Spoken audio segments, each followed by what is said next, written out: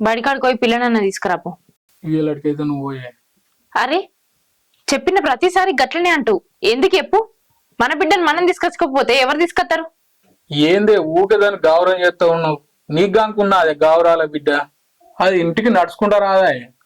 నేను చేసేది గౌరవం కాదు, నేను తీసుకునేది నా బిడ్డ పట్ల జాగ్రత్త.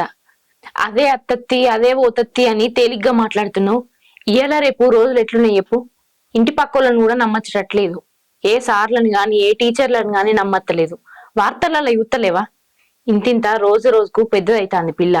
దాని పట్ల మనమే జాగ్రత్తగా ఉండాలి గాని ఏదో జరిగిన తర్వాత బాధపడితే ఏమవుతుంది చెప్పు? అవునే, నువ్వు చెప్పింది కూడా కరెక్టే. మొన్న పేపర్లో కూడా చూసిన, మొన్న వేరే దగ్గర కూడా ఇట్లనే జరిగిందటగా. మరి అన్ని చూసుకుంటేనే మా దాకా వచ్చినప్పటికీ చూడ్డానికి అని మనలాంటి వాళ్ళు అందరూ అనుకునేప్పటికే గట్లాంటి ఘోరాలు జరుగుతున్నాయి. అదే ముందు నుంచే ఆ ఘోరం మనకే జరుగుతుంది కావచ్చు అని జాగ్రత్తగా ఉంటే ఆ ప్రమాదాలు జరుగుతాయా? అందుకే మనమే జాగ్రత్తగా చూసుకోవాలి. మందెవరో వచ్చి మనకు సాయం చేయరు.